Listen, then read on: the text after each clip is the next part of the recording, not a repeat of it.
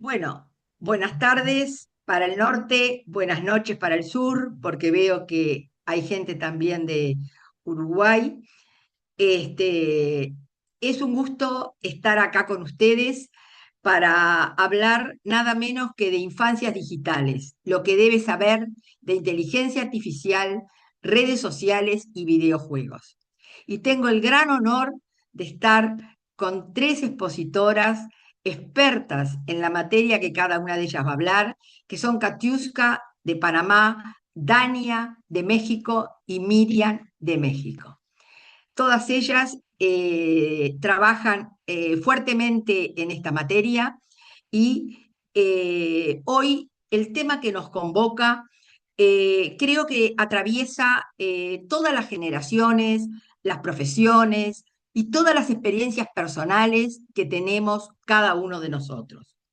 La gran pregunta es cómo están creciendo los niños, niñas y adolescentes en este mundo digital que los rodea, que los manipula, que los expone y muchas veces les condiciona su desarrollo emocional. Para los menores, las redes sociales, los videojuegos, la inteligencia artificial son el escenario donde construyen identidad, construyen amistades, construyen autoestima y pertenencia. Pero ese escenario ellos no lo conocen y nosotros muchas veces no colaboramos ayudando para que ellos lo conozcan. Es por eso que los hemos invitado a esta charla donde trataremos tres temas que nos parecieron de sumo interés. Uno, cómo usamos las imágenes de estos menores. Por otro lado, cómo usan los menores la inteligencia artificial. Y la tercera pata de esta charla, por qué los menores están tanto tiempo con los dispositivos. Entonces, vamos a empezar hablando de las imágenes. Pensemos que antes una foto terminaba en un cajón, en un álbum familiar, en un cuadro en un colegio. Hoy esa foto puede servir y es material, es un insumo con el que pueden eh, hacer perfiles falsos. Pueden incluso servir para bullying, para acoso, y nada menos, nada más ni nada menos que es el material, la materia prima con la que están desarrollando la inteligencia artificial. Lo más inquietante de todo esto es que los adultos somos los que estamos exponiendo a los menores. Somos los adultos los que subimos permanentemente esas fotos. Entonces nos preguntamos, ¿quién protege a estos menores que son una población vulnerable si nosotros los adultos somos los que los estamos exponiendo? En segundo lugar, vamos a hablar de cómo los menores usan la inteligencia artificial. Niños que generan imágenes hiperreales sin ni siquiera saber cómo se manipulan esos rostros. Adolescentes que falsean sus voces, que editan su cuerpo, que crean versiones mejoradas, entre comillas, de sí mismas y no se dan cuenta de lo que están haciendo a veces. Y la inteligencia artificial, ¿cómo le responde? Le responde sin tener en cuenta su edad, su madurez, su estado de vulnerabilidad. Entonces, se me viene una pregunta a la cabeza.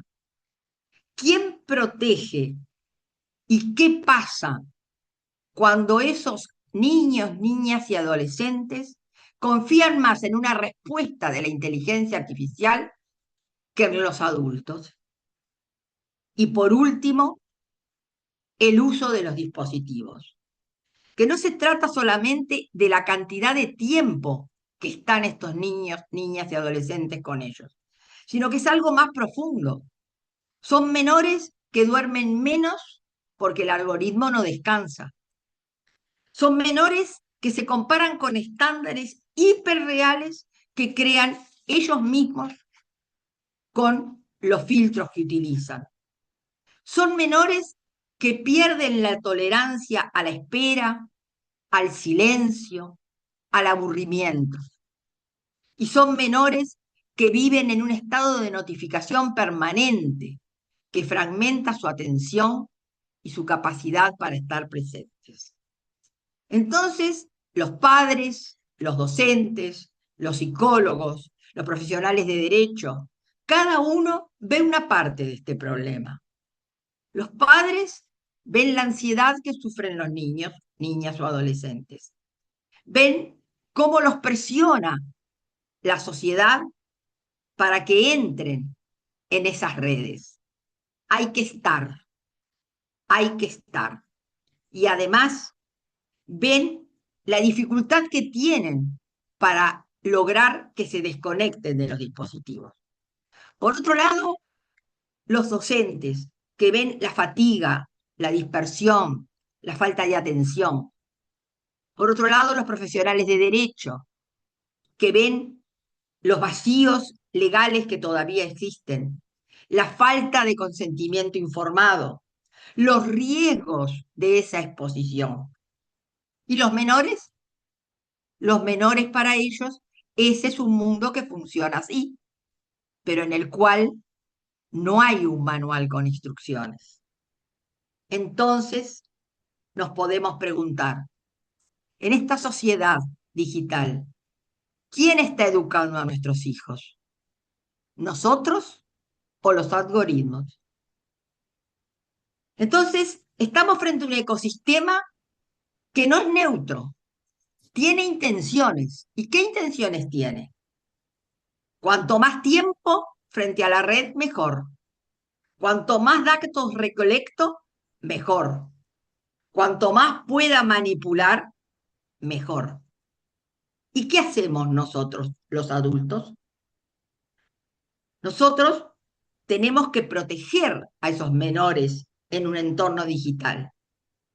Y no es una cuestión técnica solamente, no es una cuestión de educación solamente, no es una cuestión jurídica, es una tarea colectiva que requiere comprender cómo se entrelazan la imagen, la identidad digital, la tecnología, el desarrollo emocional de esos menores.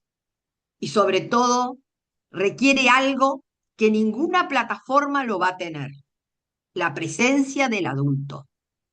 Ese adulto que escucha, ese adulto que ayuda, ese adulto que acompaña, ese adulto que pone límites, ese adulto que va a ayudar a esos menores a transformar todos esos riesgos que nos presenta el mundo digital en excelentes oportunidades. Muchas gracias y los dejo con Katiuska, que nos va a hablar de cómo utilizar las imágenes de los menores. Katiuska, adelante si te querés presentar brevemente. Hola Eli, buenas tardes a todos, buenas noches en donde ya nos ha tomado la noche. Gracias a Elizabeth, a Miriam, a Dania y a todo el equipo que siempre venimos trabajando cada uno desde nuestros países en estos temas tan importantes. Como decía Elizabeth, yo vengo metida en estos temas y yo soy abogada, especialista en protección de datos personales, en gestión de riesgo, en privacidad de la información, pero cuando hablo de estos temas, a mí me gusta presentarme en mi otro rol. Yo soy mamá de dos nativas digitales y en su momento esposa de un hacker. Entonces yo conocí el mundo de la tecnología, el monstruo desde adentro, como se dice, desde la perspectiva de las necesidades de esas hijas mías nativas digitales en el uso de la tecnología, en acompañarla en ese uso de la tecnología y por el otro lado escuchando todos los riesgos de ciberseguridad, delitos informáticos y por eso quedo metida en este mundo de poder compartir con todos los adultos responsables de estos temas, padres, educadores, psicólogos, profesores de academias de ballet, de academia de deporte, porque vemos que todos, de alguna manera, nosotros manejamos contenido e imagen de estos menores en cada una de las facetas de su actuar diario y que nosotros debemos entender primero nuestra responsabilidad y nuestro rol de acompañamiento como adulto en estos temas y luego las responsabilidades legales que implica esto, ¿no? Entonces, para mí hablar del tema de la exposición que hacemos como adultos de los menores es importante, porque como bien exponía Elizabeth, somos nosotros los primeros que hacemos esa exposición.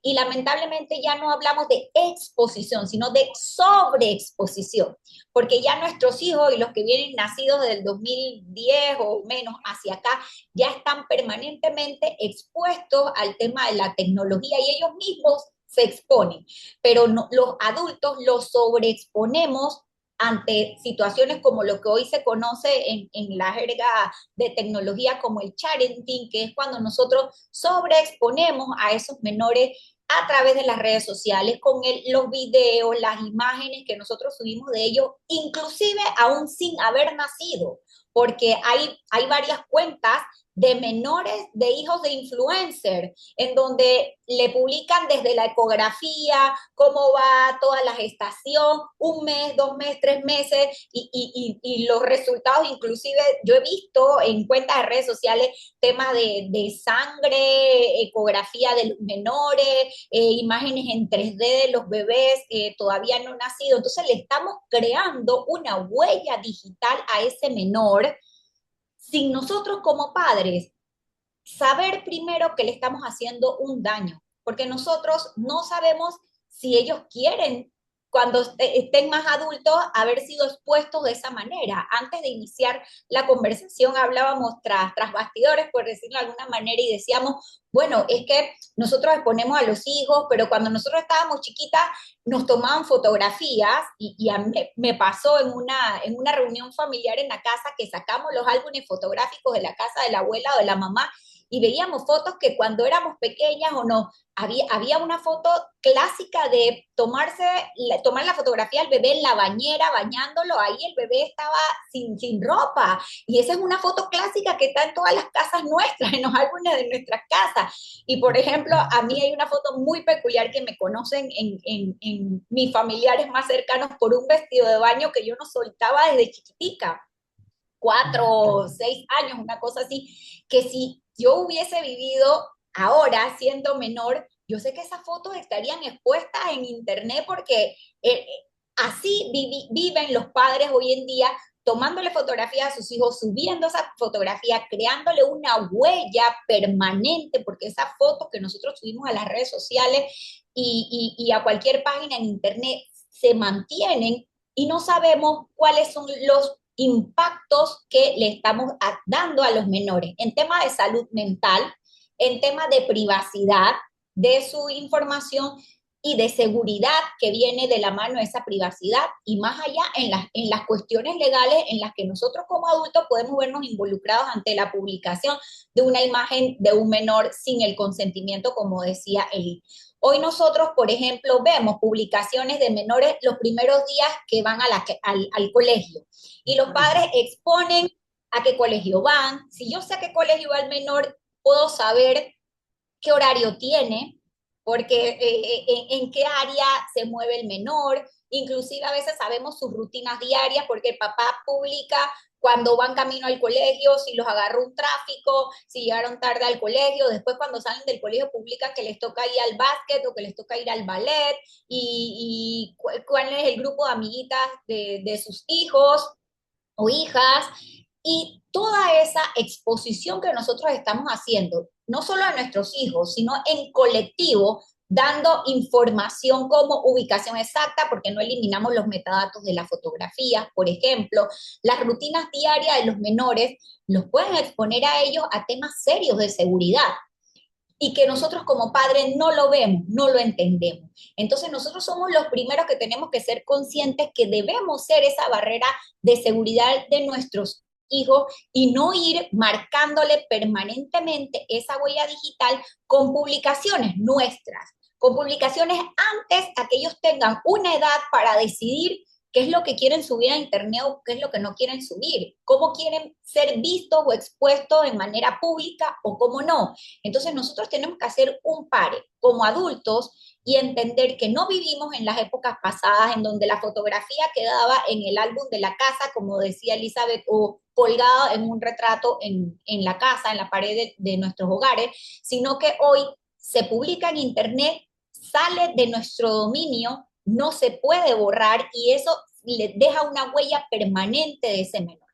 Y más allá de eso, el tema emocional es importante porque cuando entramos a estudiar las estadísticas de menores y redes sociales, uno de cada tres niñas que tienen unas cuentas en Instagram tienen problemas de su percepción de imagen personal por la validación externa que hacen los likes en estas publicaciones de Instagram. Y vemos cómo hoy por hoy tenemos niñas deprimidas, niñas anoréxicas, niñas que quieren maquillarse, cambiarse el peinado, utilizar cierto tipo de ropa por esas validaciones o no que ellas tienen a través de esas publicaciones en Internet. Entonces, esa exposición que inicialmente hacemos nosotros como padres y que luego hacen ellos a título personal, los exponen a ellos de manera de su salud mental, como les decía, de su privacidad y de su seguridad.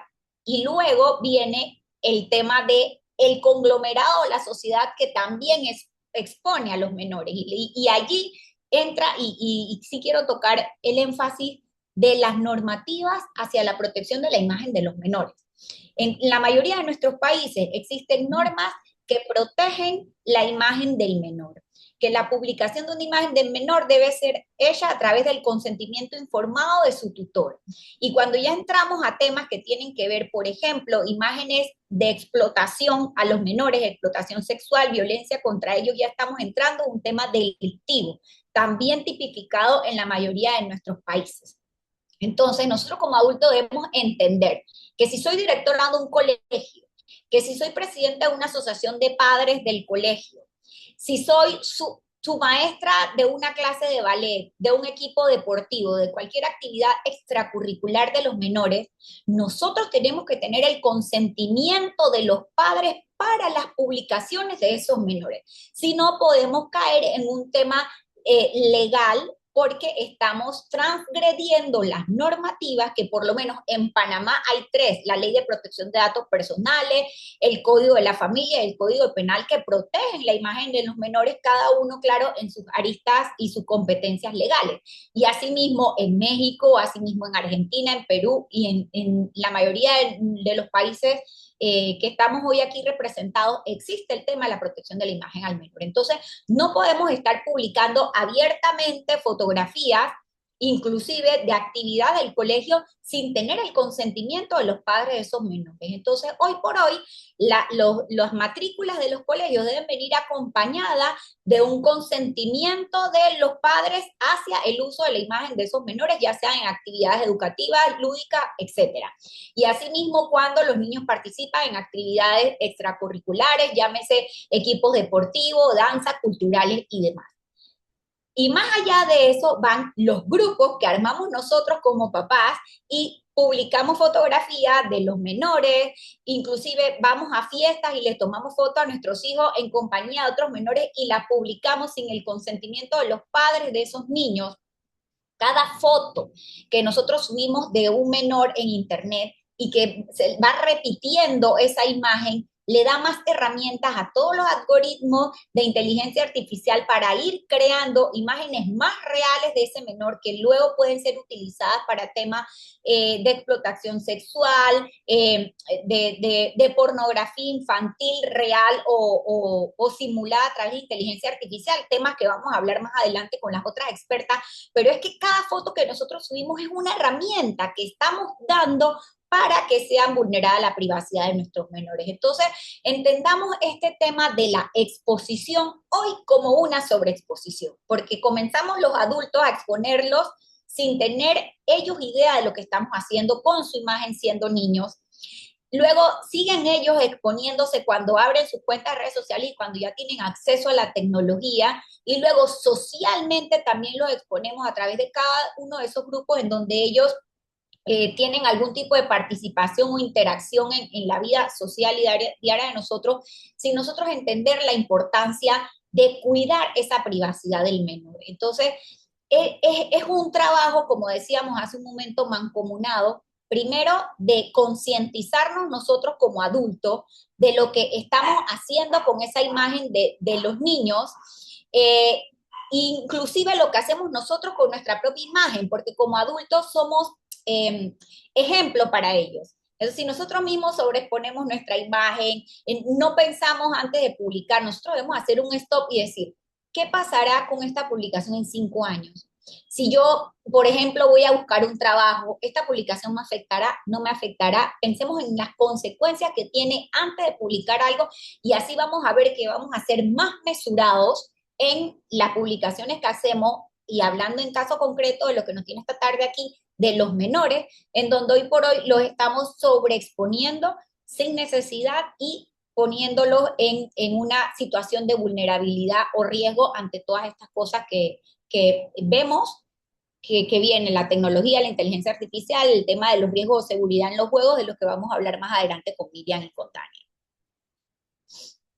Katiuska, antes de terminar contigo, te quería hacer una pregunta.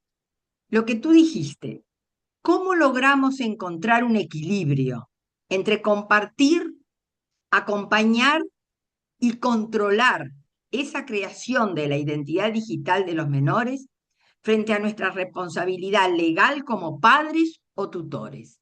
¿Cómo llegamos a ese equilibrio? Como les decía, hoy en día es imposible que los niños no tengan acceso a la tecnología. Desde que entran al colegio tienen acceso a la tecnología, inclusive antes lo tienen desde nuestros hogares. Entonces, más allá de prohibir esos temas de los que hablabas, acompañar, crear conciencia, es importante para nosotros tener un equilibrio. Y debemos enfocar el debate en estos temas, en lo que vendría siendo la enseñanza a los menores sobre el pensamiento crítico de los que le hablaba hace un momento. ¿Cuáles son las consecuencias de yo publicar? Antes de publicar, paro, pienso. Si es un menor y todavía no tiene conciencia, ¿qué pensará mi hijo cuando ya tenga 18 años de esta foto que yo está publicando? Y asimismo, cuando ya ellos tengan conciencia, decirle, espérate un momento, ¿qué pensarás tú en 10 años cuando tú veas esa foto tuya pública en Internet? ¿Qué consecuencias pueden tener esas fotos que tú subes en Internet? Ir educándolos a ellos para que ellos puedan discernir sobre qué hacer y qué no hacer en Internet, porque lamentablemente no vamos a estar siempre al lado de ellos, pero iniciar el desarrollo de su huella digital con un acompañamiento es lo más importante y sobre lo que debemos enfocar el debate para el tema de la prevención. Como les decía, reflexionar sobre el uso que hacemos nosotros mismos de nuestra imagen en redes sociales, porque ese va a ser el ejemplo que van a tener nuestros hijos. Entonces, mal podemos decirle, no publiques, no hagas esto otro, si ellos ven que nosotros lo hacemos. Ellos aprenden con nuestras acciones. Como padres, entender la importancia de saber lo que hacen nuestros hijos en Internet, a qué juegos entran, qué aplicaciones utilizan para comunicarse, porque aunque no lo crean, ellos no se comunican igual como nos comunicamos nosotros. Nosotros utilizamos WhatsApp y Telegram y ellos usan otras aplicaciones o otros dispositivos. Por ejemplo, Snapchat, Twitch, Discord, o sea, inclusive juegos y en esos juegos ellos tienen chat de comunicación. Entonces, los riesgos a los que ellos se ven expuestos son mayores y nosotros como padres los desconocemos.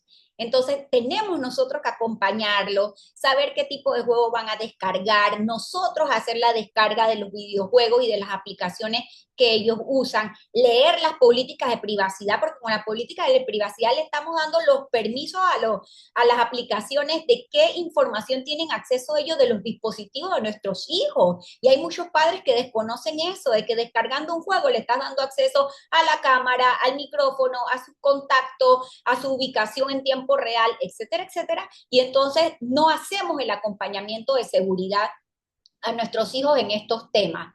Yo cuando hablo de esto, inclusive en charlas que doy en los colegios, les digo que nosotros como padres tenemos una responsabilidad desde nuestra patria potestad, que es los derechos y obligaciones que tenemos como padres frente a nuestros hijos. Y una de esas obligaciones, aparte de darle salud, de darle alimentación, de darle educación, es darle seguridad. Y, por ejemplo, Nosotros ejercemos nuestra patria potestad cuando le decimos al niño o al adolescente, tienes que llegar aquí a las 6 de la tarde y después de las 6 de la tarde tienes un castigo. O sea, estamos poniendo reglas.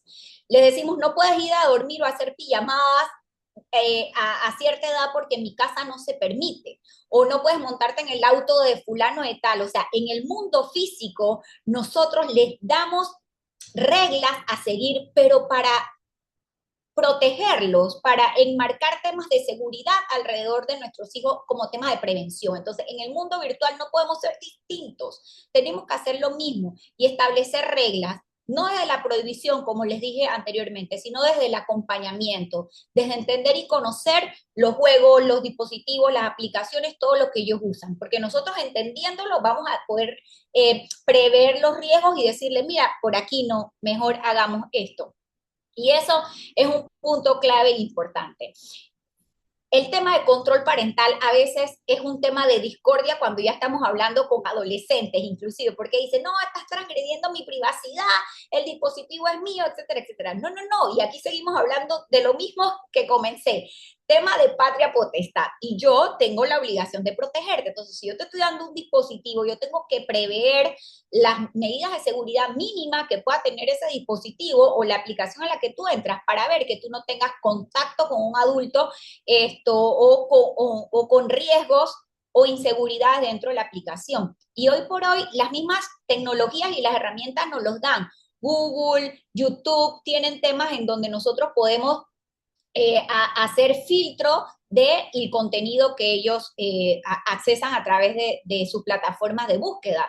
Por ejemplo, existen herramientas de control parental en donde nosotros podemos controlar el tiempo que están ellos en los dispositivos conectados, a qué tipo de aplicaciones tienen acceso y por ejemplo en ya aplicaciones de comunicación como el WhatsApp se está permitiendo el tema de control parental en donde nosotros podemos inclusive conocer quiénes son las personas a las que ellos tienen de contacto, con quienes pueden publicar o no imágenes, fotografías, videos, etcétera, a qué grupo pueden entrar o no pueden entrar. Es decir, nosotros podemos hacer un control de todo ese acceso a terceros que tienen nuestros hijos a través de las herramientas, utilizando las aplicaciones de control parental que nos permiten a nosotros ejercer esa patria potestad. Y como último, en ese equilibrio, yo diría ir cada vez más retrasando el darle la tecnología, no el acceso. O sea, ellos van a tener ese acceso a través de las herramientas en el colegio, el uso de nuestras mismas herramientas y el conocimiento de la tecnología con el que ya nacen. Pero darle un dispositivo, entregarle esa herramienta, permitirles que abran una cuenta de red social, por ejemplo, tratemos de como padre hablar con ellos e ir retrasando más ese tiempo, porque en la medida en lo que ellos sean más conscientes de los riesgos y esa conciencia solamente la van a ir cogiendo con la edad. No, no puede entender lo mismo un niño de 6 años que un niño de 12 estos temas que nosotros estamos explicando hoy. Entonces, mientras más nos retrasemos como padres en darle un dispositivo, en permitirle que abran una cuenta de red social, nosotros vamos a permitir que ellos tengan más las capacidades cognitivas y que le da el mismo ser biológico de poder detectar amenazas y prevenir situaciones. Ya lo estamos haciendo de manera legal. Países como España, Francia, Australia dijeron, ya no son 13 años para abrir cuentas de redes sociales, ahora son 15 o 16. ¿Por qué? Porque los estudios han demostrado que a esas edades es que se tiene más conciencia de estos peligros y se pueden prevenir más estas situaciones. Entonces, creo que es un poco de todo, un poco de el acompañamiento, un poco de hablar, un poco de no prohibir, sino hacer control de las cosas que ellos hacen y sobre todo nosotros como padres entenderlo. Porque mal podemos decirle, no entra a esta aplicación porque es insegura y después no podemos explicarle en dónde radica la inseguridad de la aplicación a nuestros hijos. Así que yo creo que eso sería un poco lo que podemos hacer como padres en poder hacer esa balanza entre prohibirle o acompañarlos o reconocer la importancia del uso de la tecnología, pero de manera segura.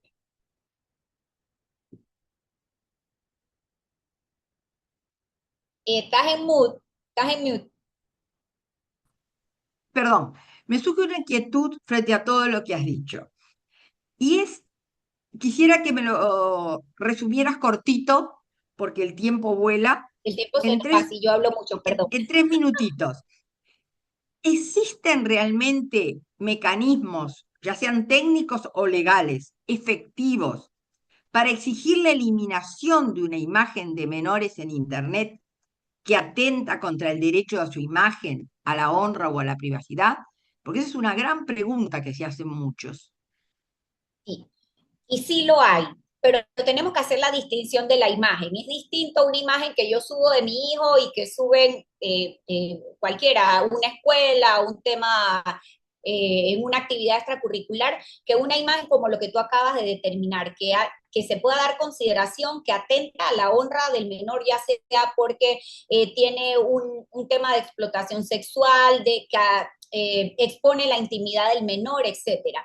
Ya existen normativas en nuestros países, por ejemplo, la ley Olimpia es una ley que a pesar de que va inicialmente dirigida por una situación que se dio con un adulto, ha sido replicada desde México a otros países. En Panamá replicó la ley, inclusive con el mismo nombre, Ley Olimpia, en donde esta ley nos permite a través de los procesos de investigación, sancionar el uso no autorizado de o subir estas imágenes que atentan contra la honra de la persona, ya llámese menor o adulto.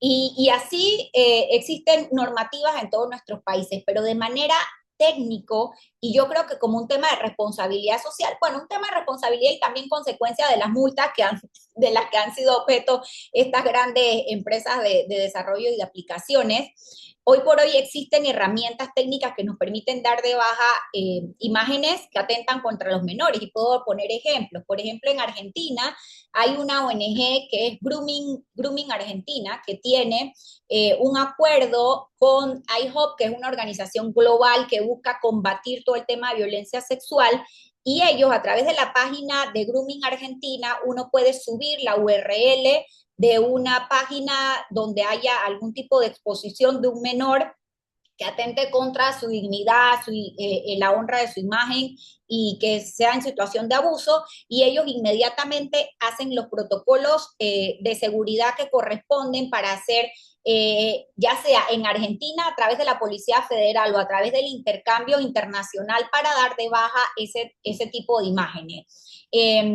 Situaciones que se dan en Estados Unidos, y es importante porque Estados Unidos, porque allá están radicadas mayormente estas empresas de tecnología y están basadas en las leyes de los Estados Unidos.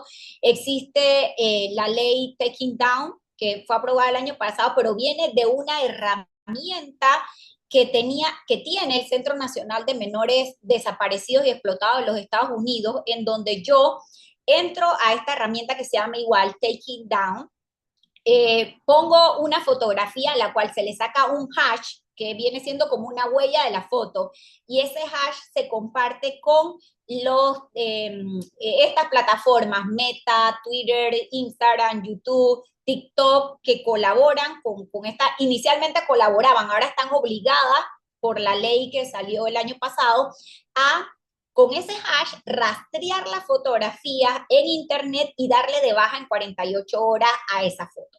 Entonces, sí existen las herramientas, cada vez más los países están abocados a que exista una ayuda internacional para que entre todos colaboremos, se detecten estas situaciones y se den de baja estas imágenes que atentan contra la honra y la privacidad de los menores, y nosotros debemos conocerla y hacer uso de las mismas. Entonces, como padres, como educadores, como tutores, dentro de los colegios, debemos conocer que sí existen todas estas herramientas. Efectivamente, la tecnología tiene temas de implicancia de seguridad que hoy nos afectan mucho, pero asimismo se están desarrollando dentro de la responsabilidad de esas mismas empresas y fuera, a través de la normativa de cada uno de nuestros países, las herramientas para proteger a los menores y para que nosotros tengamos acceso a esa protección. Entonces, temas puntuales como este de Grooming Argentina o Taking Down para Estados Unidos y las otras latitudes son un ejemplo de que podemos hacer uso a través de estas aplicaciones, páginas y demás, de dar inmediatamente de baja la fotografía de los menores cuando son expuestos y en tema de riesgo, en ese caso por violencia sexual, ¿no?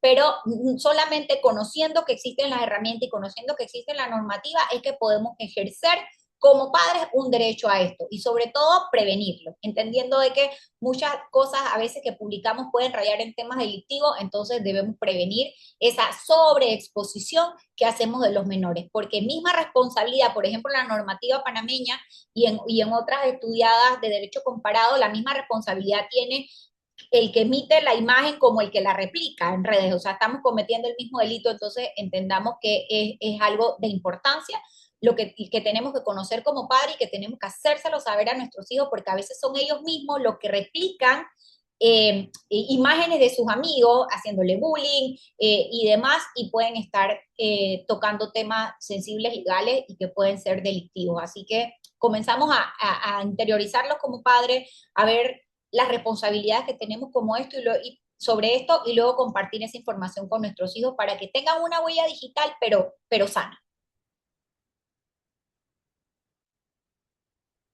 Estás mute de nuevo. Muchas gracias, Katiuska. Creo que ha sido sumamente clara. Luego, al final de las tres exposiciones, vamos a abrir a preguntas para que los que nos están acompañando puedan evacuar las dudas que tengan. Ahora le vamos a dar paso a Dania. Ella se va a hacer una pequeña presentación y desde ya te dejo la primera inquietud que tengo sobre el tema que tú vas a hablar, que es sobre el tiempo prolongado que los niños están con dispositivos. Entonces yo te preguntaría, Dania, ¿de qué manera el tiempo prolongado frente a pantallas puede influir en el sueño, la atención, el rendimiento académico durante la infancia y la adolescencia? Adelante, Dania. Muchas gracias, Eli, por la pregunta. Bueno, yo me quedé así como impactada también de escuchar a Katiuska. Me encanta poder compartir este espacio con profesionales a nivel internacional. Y bueno, respondiendo a la pregunta, hay varias cosas que tenemos que considerar en cuanto al uso de pantallas, tanto de niñas y niños, que es el tema que nos compete el día de hoy, pero también de personas adultas. Las pantallas en exceso, o más bien el uso excesivo de pantallas, puede afectar el cerebro, la corteza cerebral de alguna forma, la manera en la que empezamos a procesar la información. Y les voy a poner un ejemplo.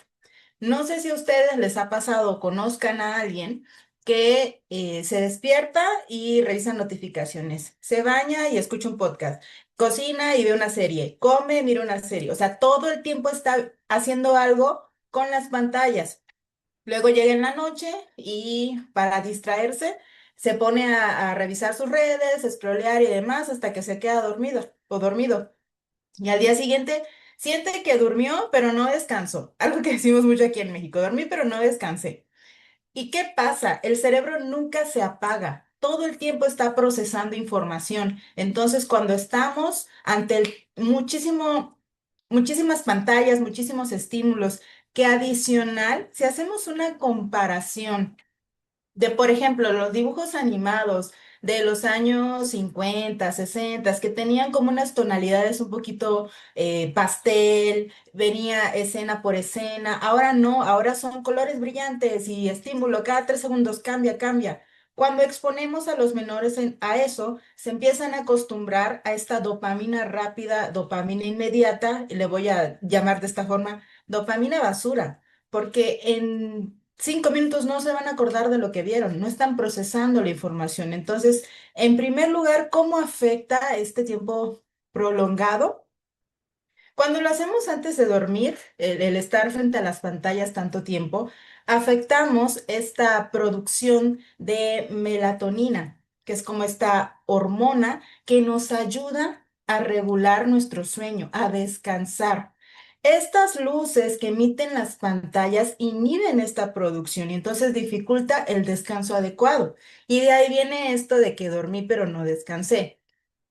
Afecta también en la memoria, en la regulación emocional. Nos sentimos más irritables, hablando de todas las personas usuarias de Internet y pantallas en general, pero por supuesto que cuando hablamos de niñas, niños y adolescentes, vemos particularmente esta afectación porque están aprendiendo a regular sus emociones. Entonces, al tener esta dopamina rápida todo el tiempo, no se permiten estar como en un momento en silencio. Algo que mencionaba Katy al inicio de su ponencia era que estamos en una generación o involucrándonos también nosotros que no tolera el silencio.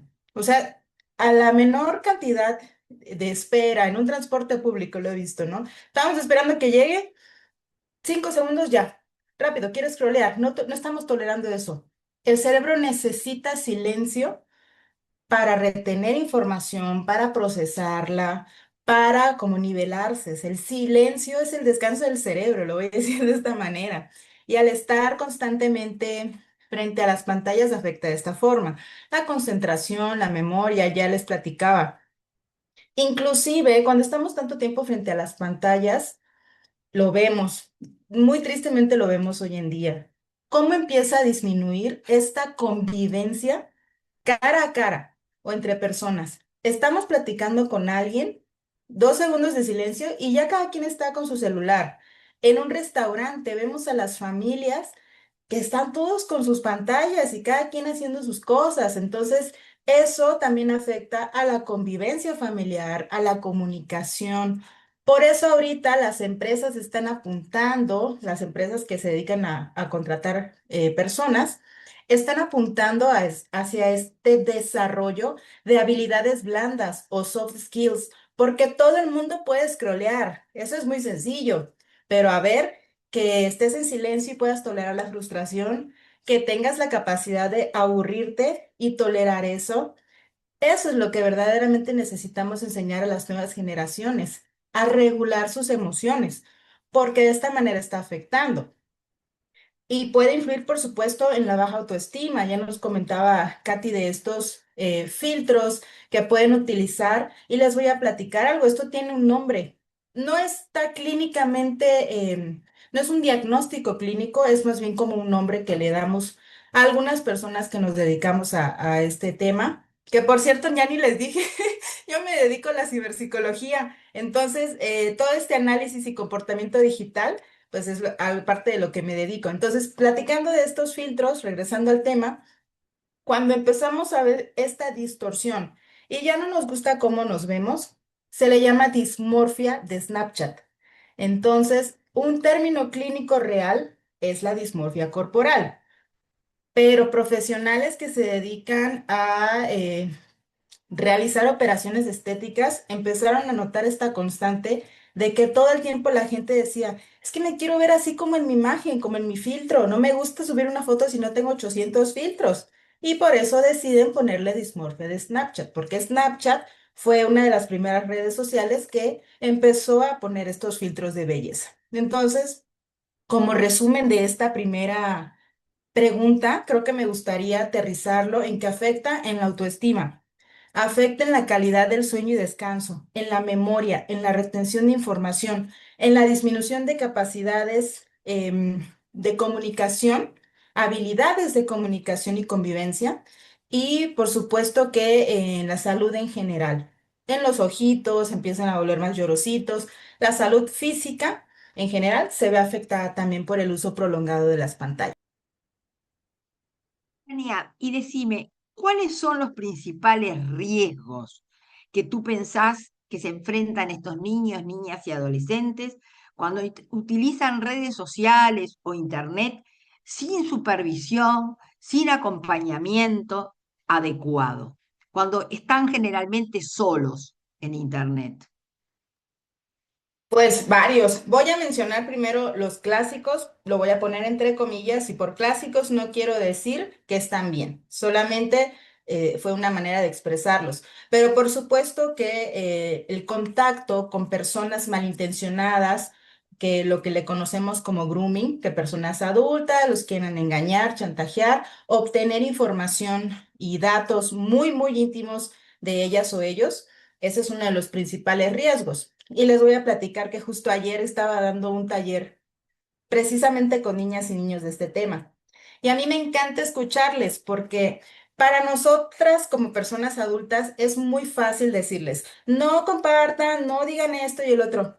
¿Y qué creen? Ellos saben del grooming, ellos saben que hay acosadores en internet, inclusive tienen códigos entre ellos de cómo les dicen, pero la diferencia está en apuntar en que puedan desarrollar, como bien lo dijo Katy, el pensamiento crítico, porque así como un niño puede creer en Santa Claus, puede creer en que un amiguito en línea le va a regalar 500 pavos en Fortnite.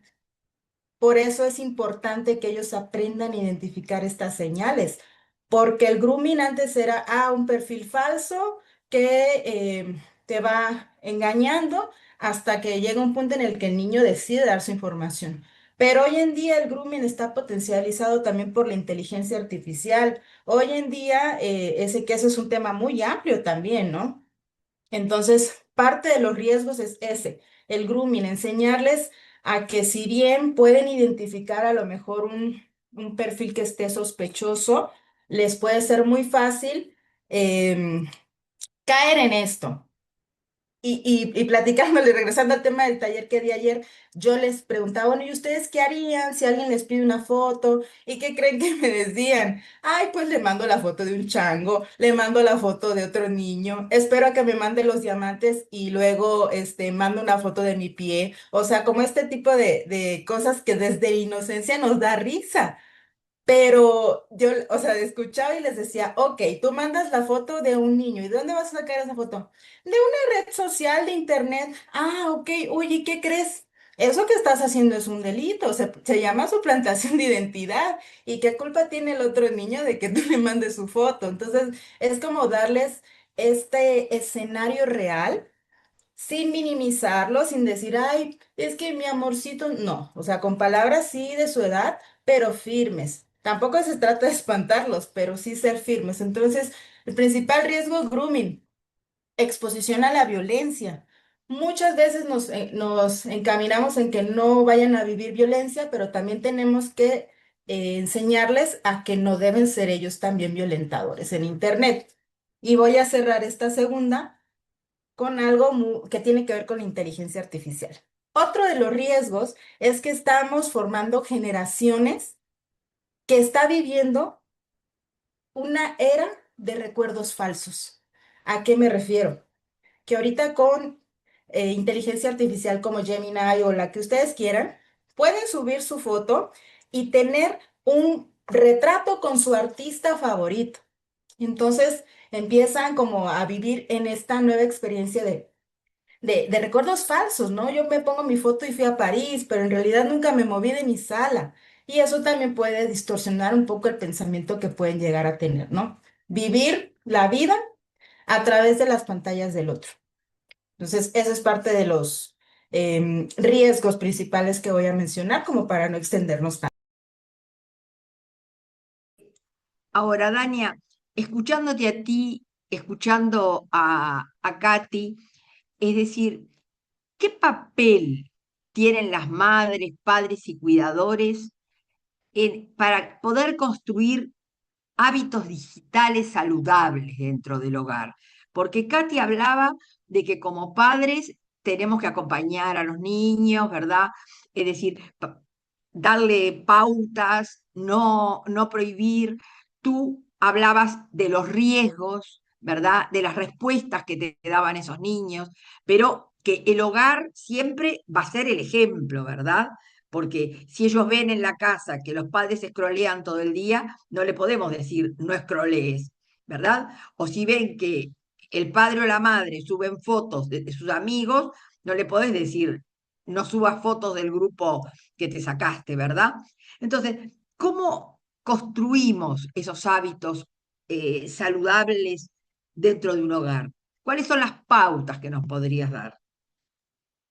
Bueno, ya lo platicábamos. Uno, ser guías, fungir en nuestro rol de guías y poner el ejemplo, porque ya lo mencionaba Eli, ¿no? No podemos pedir esa coherencia si no lo estamos haciendo. Entonces, fungir como guías y voltear a vernos primero a nosotras y nosotros mismos, cómo estamos utilizando las pantallas. Si formamos parte de ese grupo que yo les puse en un ejemplo de que me levanto y lo primero que hago es revisar mi celular y me acuesto y lo último que hago es revisar mi celular, entonces ahí probablemente tenemos un uso excesivo de las tecnologías, por no decir dependencia o adicción a las pantallas, que eso ya tiene otra determinación clínica. Pero bueno, revisarnos y decir qué estoy haciendo, poner pautas, vamos a llamarle línea base, cuántas horas al día, cuántas horas lo utiliza mi hija o hijo y hacer una comparativa para empezar ahora sí a reestructurar los hábitos digitales como familia. ¿En qué momento voy a utilizar esto en casa?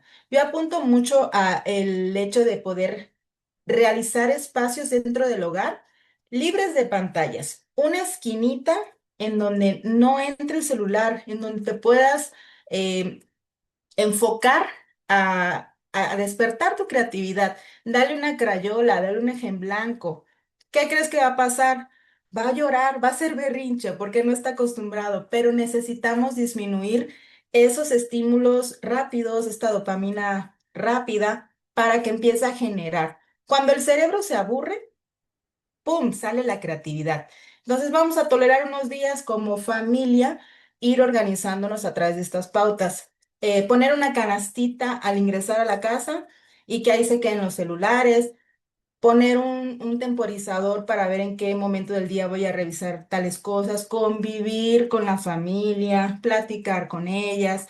Creo que este es como una pauta y esto también hace que las niñas y niños vean cómo es nuestra relación con las pantallas, porque también cuando se quieren acercar con nosotros y nos ven en el teléfono, ya no se van a querer acercar, ya no nos van a contar nada. Van a preferir contarle sus cosas a ChatGPT, que además le responde en segundos y no los juzga. Entonces es muy importante que estemos como coherentes en lo que queremos hacer y lo que queremos recibir de atención. Creo que es muy importante lo que estás diciendo, porque justamente, es decir, es lo que vemos día a día en familias, ¿verdad? Que nos reunimos alrededor de una mesa y cuando alguien se aburre, ya están todos mirando el celular, ¿verdad?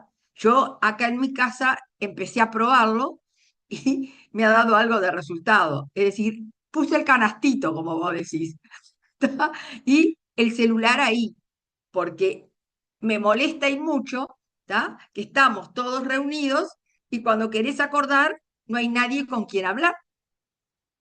Y los niños, es lo que decíamos, los niños, si tú no le estás dando ese ejemplo, después cuando tú le decís, me parece que es hora de que dejemos el celular o la tablet, te dicen, pero si estás todo el día con el teléfono en la mano. Entonces creo que el ejemplo es fundamental y las pautas que tú has dado creo que es lo que tenemos que tratar de poner en práctica, aunque entiendo, eh, como dice por acá una participante, que es difícil, pero es una lucha diaria que tenemos que hacerlo, aunque nos cueste, creo. Bueno, muchas gracias, Dania, por tu participación y ahora vamos a seguir con Miriam. Miriam, luego de la presentación, ella nos va a hablar de el uso por parte de los menores de la inteligencia artificial. Y por eso le vamos a dejar una preguntita preguntándole cuáles son los principales beneficios y riesgos que tú crees que tiene el uso de la inteligencia artificial en la vida de los niños, niñas y adolescentes. Adelante, Miriam.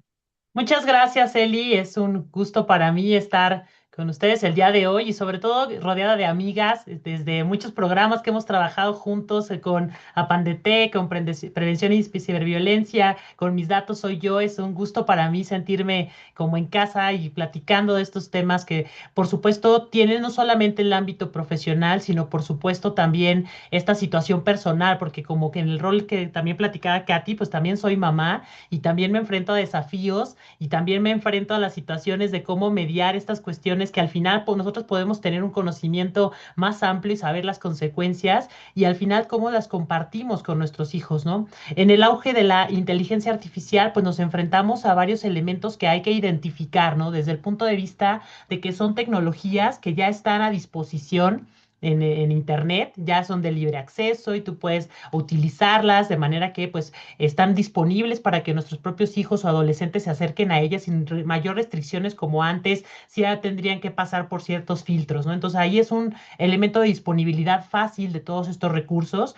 Tenemos elementos tanto positivos como negativos, ¿no? A nivel de cualquier tecnología, pues también tenemos elementos que se pueden utilizar para beneficiar el aprendizaje, personalizarlo, herramientas como Notebook LM permite hacer tarjetas, te permite hacer infografía, audios, que si nosotros como papá lo llevamos guiado, pues podemos hacer que el aprendizaje y la experiencia de aprendizaje de nuestros hijos pues sea potencializada con el uso de estas herramientas. ¿Qué implica? Un acompañamiento y un compromiso por parte del papá. Para eso el papá tiene que estar familiarizado con el uso de estas herramientas y estas tecnologías y poder cómo potencializa esas herramientas para ayudar a su hijo a aprender de una forma distinta. Entonces creo que ahí es, si nosotros queremos adoptarlas, debe de estar en un tema de acompañamiento hacia nuestros hijos. También sin duda, pues pueden fomentar la creatividad, explorar nuevas ideas. Algo que sí es importante es que no podemos restringir el hecho de que se estén inmersos en el contexto de utilizar estas herramientas. Siempre debe de haber una guía y un acompañamiento para, y en el caso de la, sobre todo, inteligencia artificial, es importante que los papás prueben estas herramientas previo a que los hijos las utilicen y sobre todo explicar cuál es el alcance que tienen y cómo operan estas herramientas. Algo que está pasando y entre uno de los riesgos es que los niños están utilizando estas tecnologías y a veces pierden por no saber o no tener conocimiento de cómo funcionan y lo llevan a cabo como si fuera una persona y lo llevan como el mejor amigo o generan un acompañamiento detrás para sentir ese acompañamiento que de alguna manera es consecuencia de ese abandono que en algunos casos en las familias se está dando. Entonces los niños se acercan a estas tecnologías y a estos elementos como un punto de un amigo, alguien cercano a quien le puedo contar, alguien que no me juzga, alguien que va a opinar. Sin embargo, hay que platicar con ellos de cuáles son los alcances y respuestas que tienen estos modelos. Al final son respuestas personalizadas, no tienen sentimientos, no tienen emociones, no es que los comprendan más. Al final, pues tiene patrones basados en los cuales va emitiendo estas respuestas. Entonces, creo que es muy importante como papás sentarnos a saber qué herramientas existen, por qué las quieren utilizar. Creo que es ahí también muy importante y va de la mano con lo que decía por acá Dania, escucharlos a ellos, saber si quieres utilizar esta herramienta que te hace imágenes en inteligencia artificial, ¿cuál es la inquietud? ¿Quieres utilizarla? Pues déjame ver cuál es su funcionamiento, si pide o no un registro, una cuenta, cuáles son sus políticas de privacidad, o vamos a acompañarnos juntos a explorarlo, porque al final como papá lo que está pasando también en el tema de IA es que los papás no sabemos algunos alcances que puedan tener esas tecnologías y a veces es el acompañamiento, esa cercanía con el hijo que te permita ir sabiendo cómo utilizarlas. Entonces, un aprendizaje y una oportunidad también para acercarnos a conocer estas diferentes modelos. Creo también importante el hecho de saber que existen riesgos como toda tecnología. Esto no solamente es de la IA, son las tecnologías que conlleva su uso, riesgos que nosotros tenemos que estar pendientes, como el hecho de que existe una recopilación excesiva de sus datos. Al final todos esos algoritmos se alimentan de la información que están contenidas y que nosotros le proporcionamos. También existe una exposición a contenidos inapropiados que aun con que ya tienen filtros estos diferentes modelos, también existe el riesgo, ¿no? De poderle dar la vuelta a la pregunta o la instrucción y yo poder tener esa respuesta que pues puede generar, y lo hemos visto en muchos casos, que incluso jóvenes se han suicidado, han tenido respuestas que les han ayudado a poder planear todas estas situaciones de suicidio, y entonces es importante ahí advertir qué impacto tiene y tener la cercanía con nuestros hijos para poder saber estos elementos que pueden ser detonantes detonadores y nosotros darnos cuenta. A veces es este sentarnos a ver cómo reaccionan, qué emociones traen detrás en su mirada, en la manera que hablan, lo que comparten, y va de la mano en esto de darnos ese tiempo de poder escucharlos y poderlos ver, para poder yo determinar elementos que puedan estar siendo distintos en su comportamiento y eso me permite a mí tener esa alerta roja. También, por supuesto, pueden ser víctimas de ciberacoso, de violencia digital, elementos que van reforzando también sesgos. Recordemos que parte de los algoritmos de inteligencia artificial tienen inmersos sesgos a través de los cuales pues se pueden reforzar conductas o acciones o comportamientos que al final lleven a tener una reacción distinta en los niños o pueden generar el seguimiento de estos patrones o estos sesgos. Entonces es importante ahí estar pendiente de las respuestas que puedan dar todas estas acciones. Y un elemento importante y que incluso está también revisado en el tema de europeo que ahorita trae sobre la mesa, el tema de la verificación de edad, ¿no? Que las plataformas tengan la obligación, al final esto es un ecosistema donde debe de existir obligaciones tanto a nivel de los padres, pero también a nivel de quienes están desarrollando estos modelos y estas aplicaciones para garantizar la protección de los menores y que no nos pase lo que estamos viendo en las redes sociales y nos demos cuenta años después de todo lo que está generando a nivel de salud mental, a nivel de los diferentes riesgos a los que están expuestos. Entonces creo que es un buen momento para poder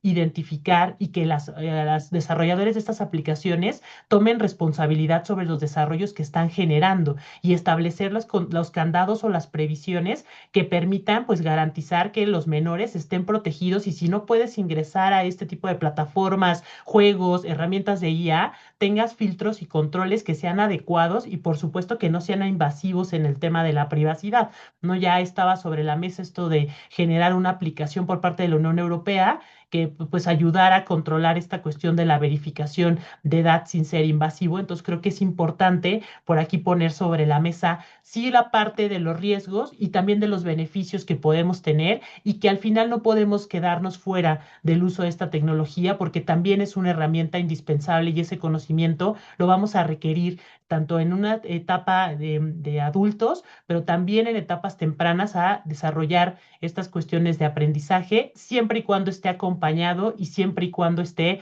bajo el cumplimiento de las regulaciones, ¿no? Consideremos que en el caso sobre todo de países de la TAM, pues estamos en el desarrollo de estas regulaciones de inteligencia artificial. Eso, por supuesto, es un paraíso para todas aquellas plataformas que medio quieren cumplir con estas disposiciones cuando no hay marcos normativos que establezcan estas reglas claras, ¿no? Entonces, creo que aquí es importante evaluar estos temas de tanto a nivel de beneficios como los riesgos que existen en la inteligencia artificial, Eli.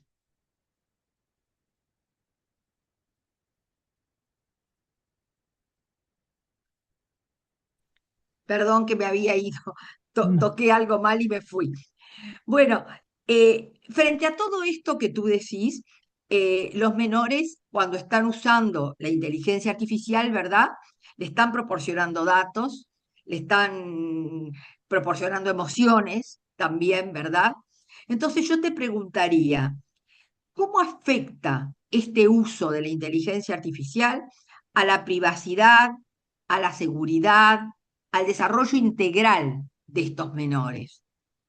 Si al final primero entender qué datos se están compartiendo y por qué razón ellos los comparten, ¿no? De entrada, ellos ya están en una cotidianidad el uso de estas aplicaciones, filtros, llámese chatbots, llámese filtros con IA y todas estas características a través de TikTok y de diferentes plataformas, asistentes de voz, juguetes inteligentes. Existen diferentes medios que ya dentro de su entretenimiento pues se vuelven algo cotidiano y al final ellos intercambian información que puede ir desde conversaciones donde le platique cómo estoy, mis problemas, desde que no me entienden mis papás y soy un incomprendido en toda la sociedad porque no entienden las necesidades que yo tengo de tener un dispositivo en una edad temprana o de querer entrar a una red social.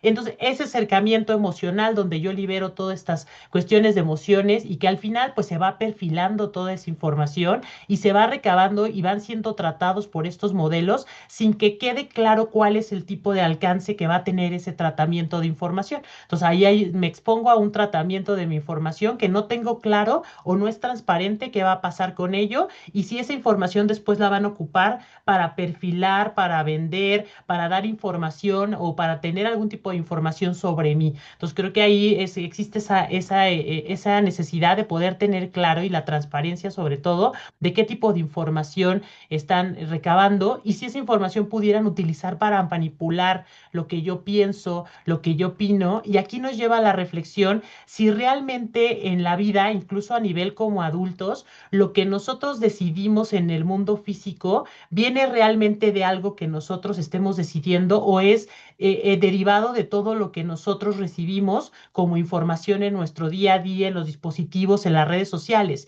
Igual ellos, si esa información se va recolectando, se va identificando características o perfiles asociados a los niños, que esa información después pueda ser utilizada para que a través de ello pues puedan realizar acciones de marketing, aun cuando hay leyes que dicen que no se debe utilizar esa información. No tengo realmente claro si existen mecanismos que estén implementados en la plataforma para evitar estos elementos, o también qué tal si su información es utilizada para pues generar este contenido falso, ilegal, hablando del tema de pornografía infantil. Estaba justo antes de entrar al evento, estaba leyendo una nota que hablaban que en España pues ya encontraban sitios web cada vez con mayor cantidad de información generada con inteligencia artificial de los menores. Entonces, ¿qué pasa si yo le comparto una foto para que me haga una versión chistosa o una versión en algún tipo de diseño particular y esa foto le está siendo utilizada o tiene alcance para ser tratada bajo otro contexto? Entonces, creo que es importante pues también saber que están expuestos bajo estas condiciones y al final es tener muy claro pues que todos estos datos que nosotros estamos proporcionando y aquí es lo que nosotros como papás compartimos con nuestros hijos para que ellos tomen valor sobre esa información personal, a qué están compartiendo y que ellos puedan también generar esos mecanismos de autoprotección. Como bien decía Katy, o sea, yo voy a tener un acompañamiento. En un momento él va a caminar solo y debe de generar esa conciencia para saber qué puede compartir, qué no puede compartir, porque al final después de él va a venir una herencia hacia sus hijos y él va a ser capaz de poder compartir estas recomendaciones que en un primer momento recibió de sus padres. Entonces es como una cadena para yo poder hacer, sí podemos usar la tecnología bajo mecanismos que te den claro qué estás compartiendo, que sepas qué es valioso y qué sí puedes compartir y no, y cómo vas a establecer medidas para garantizar esa protección que vas a tener. Y utilizamos de manera responsable y además protegida en todas las mecanismos que nosotros podemos implementar. Ya existen diferentes opciones en los modelos que nos permiten a nosotros poder configurar que no se haga una alimentación de los modelos con la información que estamos recibiendo. ¿Qué se tiene que hacer aquí? Habilitar esas opciones, ¿no? Y esperar que esas opciones realmente pues no alimenten esa información y al final ¿qué es importante aquí mantener, ¿no? O sea, los derechos de los niños no se negocian con una parte de un clic. Las plataformas están obligadas a garantizar el bienestar de los menores, establecer mecanismos para garantizar que pueden entrar a contenidos y tener esos mecanismos sin que sean invasivos hacia su privacidad. Debe de haber una supervisión o un mecanismo a través de controles parentales que permitan al papá supervisar ese tipo de información, tiempo, contenido que se va a hacer y que se viene del otro lado, pues que el papá se involucre en saber cómo funcionan esos controles, ¿no? Porque a veces no conozco los controles, pero aparte de eso, pues ni siquiera me involucro en saber o en picarle para saber cómo configurarlos. Entonces creo que ahí es muy importante poder identificar estos elementos que yo como papá tengo que aprender y tengo medios ya incluso para poder tener acceso a esta información, ¿no? Ya existen muchos sitios web que te explican cómo configurar. Existe este sitio de IS for Kids, de INCIBE, existen otros videos, tutoriales que nos ayudan paso a paso cómo configurar las plataformas. Entonces creo que como papás hay que acercarnos, hay que leer estas políticas y alcances que se han establecido. Creo que también las plataformas han robustecido controles derivado de toda la presión pública que existe en demandar dar una protección hacia los niños y cabe en nosotros pues también el compromiso de poder acercarlos hacia la tecnología, ser esa guía, pero también enseñarlos a ser independientes en el momento en el que ellos tengan y vayan generando un criterio para su autoprotección, ¿no? Así es, así es, Miriam. Ahora, frente a todo este escenario que hemos planteado en general, pero en el caso tuyo particular de la inteligencia artificial, ¿qué acciones se pueden implementar a nivel de los diferentes actores, es decir, de las familias, de las escuelas, de las empresas, de los gobiernos, para, frente a todos estos riesgos que nos presenta la inteligencia artificial, llegar a hacer un uso seguro y responsable de la inteligencia artificial? Al final, todo esto es un ecosistema que tiene responsabilidades en cada una de sus aristas, ¿no? Por la parte de las familias, hay que generar un acompañamiento y supervisión del uso de estas herramientas que existen, que están disponibles, qué términos y condiciones, qué tipo de datos recibe, si se conecta, si requiere una cuenta, si en la escuela se las están enseñando, ¿no? Ahorita justamente leía una noticia que hablaba que una escuela de Nueva York estaban los papás quejándose porque ya estaban incorporando herramientas de IA en el aprendizaje sin que ellos lo supieran, ¿no? Y entonces al final, pues también hay una obligación por parte de la escuela si vas a incorporar herramientas de IA, que yo como padre esté informado cuál es el alcance que tiene y sobre todo qué tratamiento de información se va a hacer de mi hijo, ¿no? Entonces ahí es este acompañamiento y supervisión, hablar con ellos y tener bien claro estos riesgos y estas buenas prácticas que podemos implementar. Creo que la comunicación clara y directa con los niños ayuda a entender, uno, las necesidades de por qué quieren usar estas herramientas de IA. Dos, saber qué tipo de herramientas sí puedes y cuál no. Y siempre que existe una inquietud, pues que se acerquen al padre en esta parte para poder orientar y poder platicar de por qué sí o por qué no se permite el uso. Creo que también es establecer reglas y límites. Y esto va de la mano con justo lo que hablaban en el límite de los dispositivos. Igual acá, o sea, quieres usar una herramienta de IA, solamente puede ser bajo el acompañamiento, que yo verifique qué tipo de información estás compartiendo y si de plano yo identifico que es una herramienta a la que tú no tienes que acceder, pues obviamente restrinja bajo no solamente un punto prohibitivo, sino explicarte el por qué existe esa restricción y qué implicaciones tiene, que justamente atiende esto que hablábamos de los riesgos, ¿no? También creo que es importante en nuestros hijos desarrollar ese pensamiento crítico. O sea, al final que ellos, bajo los argumentos que nosotros estamos compartiendo y escuchando las necesidades de ellos, haya un elemento que ellos permita ese desarrollo de saber y que al final les va a ayudar para este mecanismo de autoprotección, porque no solamente es un no tajante, sino es un no y que tú analices realmente cuáles son los riesgos y cuáles son las implicaciones detrás de ese no, para que te haga consciente y con ello, pues tú vayas estableciendo pues tus propios límites después o cuando ya seas un adulto consciente, ¿no? Entonces, la parte de los papás es indispensable esto. En las cuestiones de las escuelas, pues cada herramienta que nosotros utilicemos en el aprendizaje, la enseñanza o la guía de los alumnos que tenga que ver con IA, tiene que pasar por una revisión exhaustiva para verificar qué tipo de datos, qué medidas de seguridad, si se transfiere o no esa información y apegado obviamente al cumplimiento normativo, ¿no? En algunos casos, algunos países establecen que si se van a incorporar herramientas de este tipo que realicen un tratamiento automatizado, requiere pasar por una evaluación de impacto. Entonces, si este es el caso, pues tendría que esa herramienta ser revisada de manera minuciosa para saber qué tipo de tratamiento hace. Creo que también aquí es involucrar la capacitación del personal docente, tanto en el uso de la IA como qué alcances y a través de que también los profesores sepan cuáles son los riesgos de estas herramientas que existen disponibles, porque muchas veces llega el alumno, las está utilizando en el iPad de la escuela y la profesora no sabe ni se da cuenta ni tiene idea de cómo funciona, ¿no? Entonces creo que también la comunidad docente tiene que estar involucrada en saber cuáles son los alcances, qué tipo de herramientas existen, si la escuela está utilizando estas herramientas, pues saber cuál es el alcance de las mismas.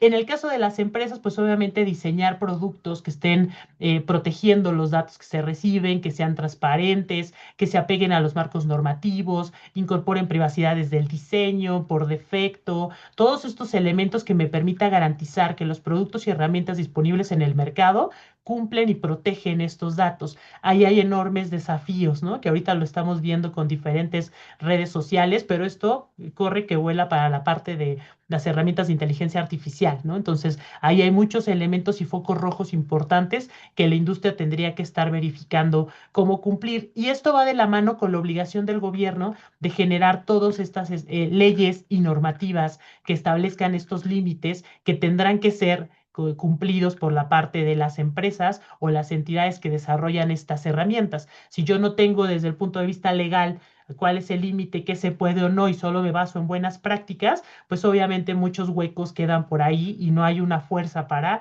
que el mercado se tenga que alinear a algo, ¿no? Entonces creo que es un ecosistema que requiere al final la acción de todas estas partes y es importante pues tener pues cada uno contribuir con ese granito de arena para pues garantizar que se genere un ecosistema donde estas herramientas realmente aporten un valor y no nos generen un problema como lo que estamos atravesando por las redes sociales, Eli. Muy bien, realmente creo que ha sido unos aportes sumamente interesantes de cualquiera de las tres. Y bueno, quedaríamos abiertos a preguntas por si algunos de los que nos están acompañando quieren hacer alguna consulta, alguna inquietud, alguna pregunta. Acá, por ejemplo, Laura nos deja una inquietud que se ha hablado allí. Dice, lucho todos los días hablando con mi hijo de 12 años para retrasar el no tener teléfono, no tener redes. Es difícil porque piensa que no es parte de su grupo de amigos, lo que hablábamos hoy, ¿no? O que se va a quedar fuera de planes. Para mí son los 16 mínimo para teléfono y redes, pero es complicado. Es mucho de lo que hemos hablado, ¿no? No sé quién, si alguna de ustedes quiere tomar la posta para darle Así alguna es, pauta a la... Sí, Eli, Katy. y lo digo porque tengo una hija de la misma edad y son las respuestas. No, pero si mi amiga lo tiene, ¿por qué yo no? No, porque a mi amiga se lo permiten, ¿por qué yo no? No me siento parte del grupo. Pero nuevamente yo creo que debemos jugar nuestro papel de padres, que aunque no vino con un libro y nadie nos enseña cómo hacerlo, cada uno conoce a su hijo y sabe cómo impactar a través de un mensaje, a través de una... Por eso es que yo hablo que la comunicación es importante, el acompañamiento con ellos. Y yo siempre hago los ejemplos en el mundo real, o sea, algo que a mí me impacta en el mundo real, porque nosotros hemos llevado toda la virtualidad sin entender que esos mismos ejemplos que utilizamos en el día a día nos pueden servir en el tema de la virtualidad. Y por ejemplo, yo les digo, en mi casa hay una regla que no hay pijamada, usted no duerme en la casa de nadie, porque yo no sé cuando cierran la puerta de esa casa qué pasa allá.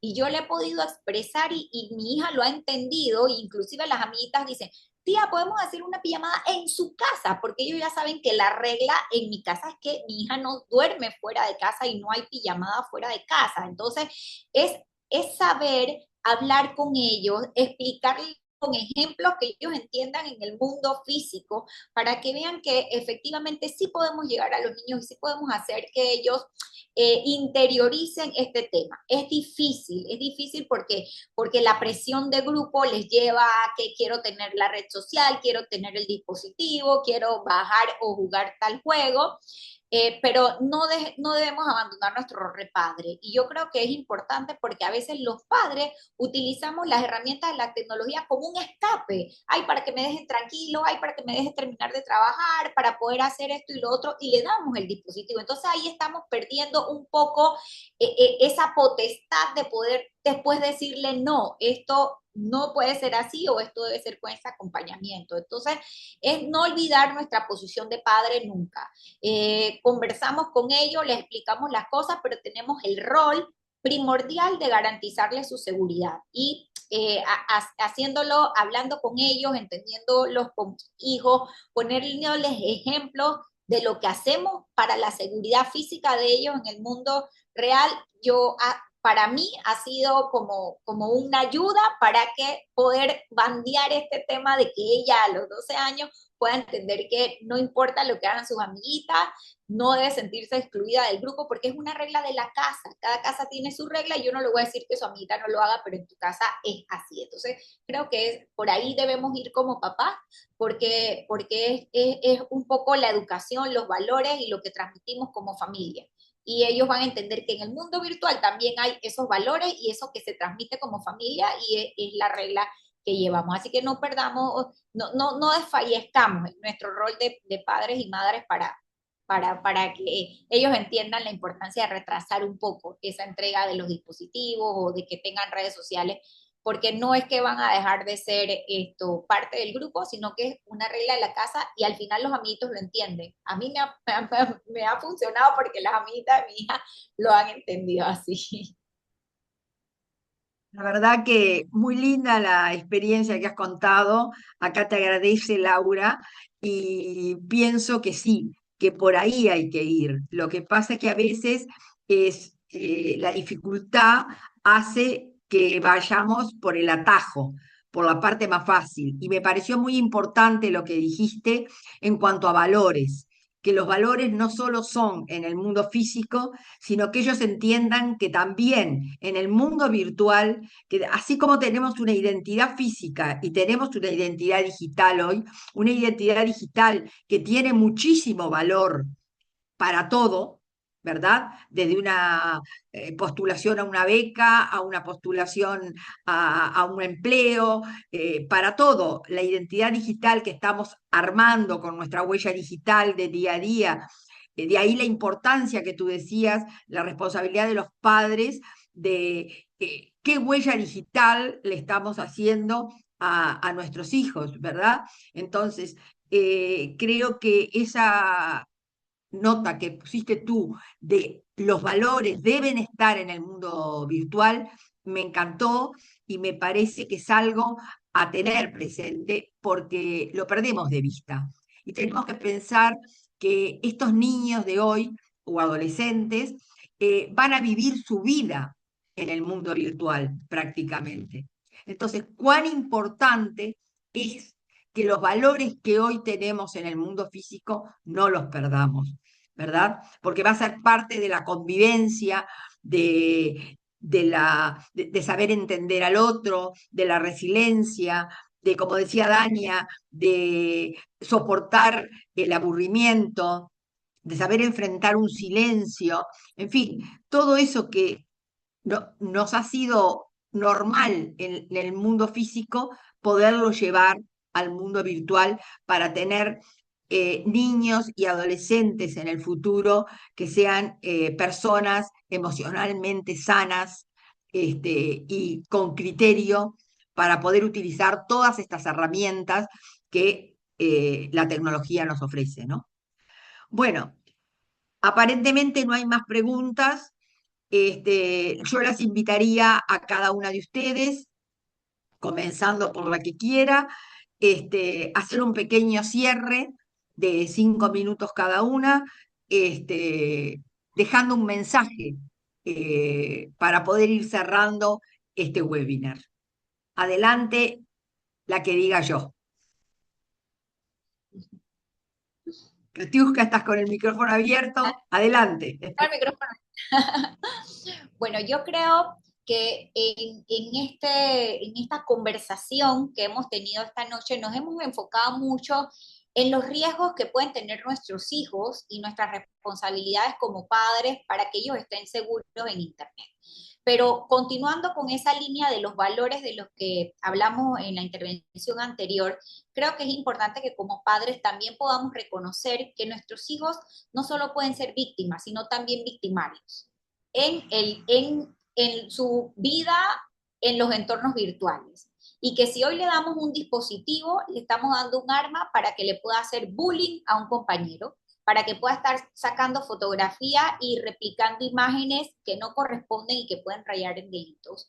Y que eso es la otra cara de la moneda en donde como padres también tenemos que educarlos y que también debemos enfrentar nuestras responsabilidades. No solamente hablarle a nuestros hijos de los peligros a los que ellos se pueden ver expuestos ante una sobreexposición en el mundo de las redes sociales o una mala huella digital llevada o los riesgos que pueden tener en los juegos virtuales y todas las conversaciones que hemos tenido esta noche, sino que también ellos tienen que ser responsables del contenido que hacen, del contenido que publican, de lo que replican de sus compañeros y de lo que dicen ya sea a través de un comentario en una publicación, de un repost, porque eso, ante la necesidad que tiene la juventud hoy en día de aceptación, puede ser una nota detonante para un problema de salud emocional, mental, inclusive un tema de suicidio para la otra persona del lado de allá de la pantalla. Entonces, que esta noche nos vayamos con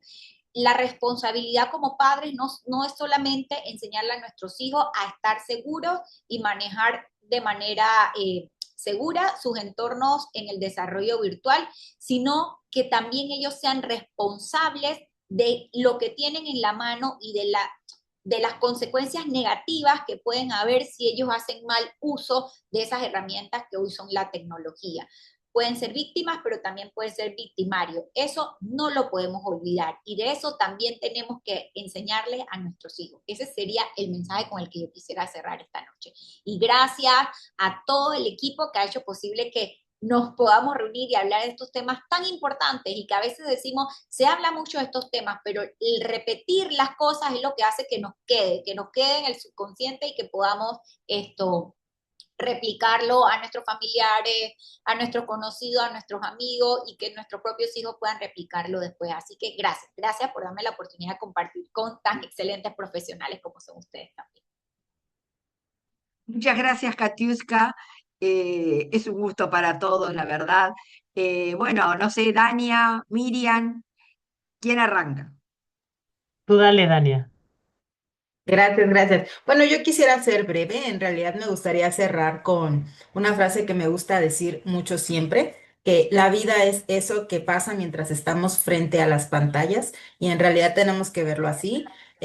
Conectémonos más con las personas, hagamos más cosas que nos inviten a desconectarnos un poco para reconectar con nuestra propia esencia. Eso también refleja...